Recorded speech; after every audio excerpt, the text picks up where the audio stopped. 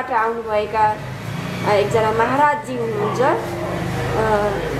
उहाँसँग यो रक्षाबन्धनको विषयमा हामी कुराकानी गर्नेछौँ। बाबाजी नमस्कार। जय सिया राम। सत्य सनातन धर्म की जय हो।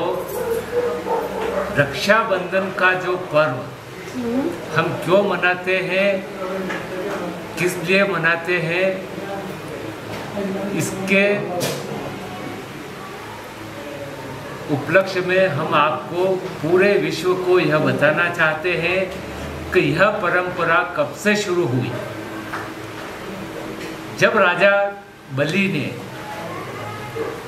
यज्ञ किया उस समय में भगवान श्री विष्णु वामन स्वरूप के अंदर वहाँ राजा बलि के यहाँ पर 3 पांव जमीन लेने के लिए राजा बलि के पास में आए। तो जब राजा बलि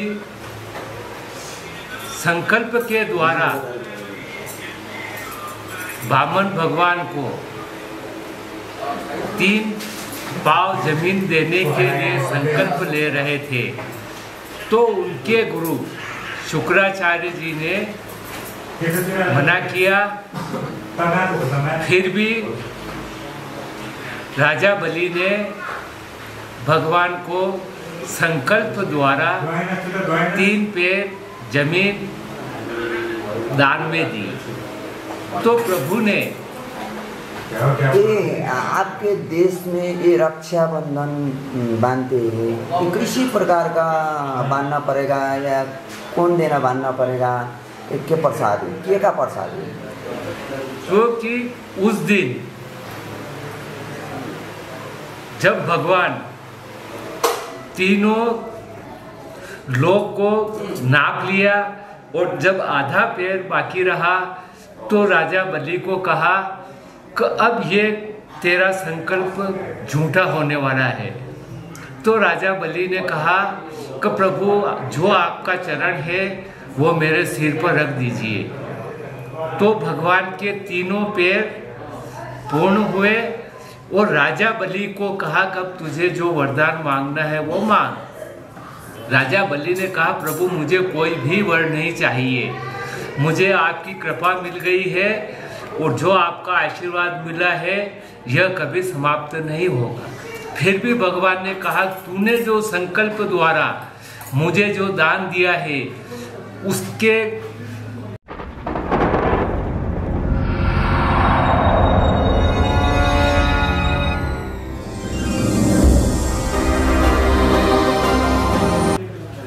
अनुरूप मैं तुझे वर देता हूँ और तुझे पाताल लोक का राजा बनाता हूँ। अब तुझे और कुछ चाहिए तो मुझसे मांग ले। राजा बलि ने कहा कि प्रभु आपको मेरे पाताल लोक के अंदर पहरेदार स्वरूप में बनकर द्वार पर खड़ा होना होगा। तो भगवान वचन के अनुसार राजा बलि के वहाँ पहरेदार बने।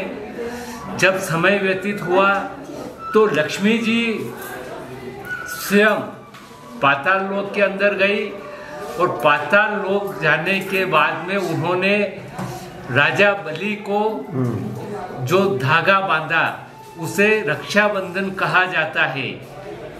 रक्षाबंधन का मतलब ये होता है कि जो रक्षा करता है वो ही धागा बंधन होता है। राजा बलि ने प्रसन्न होकर कहा मांगो बहन आपको क्या चाहिए। तो लक्ष्मी जी ने कहा कि भैया मुझे मेरा पति चाहिए। उन्होंने कहा तेरा पति तो कहाँ है?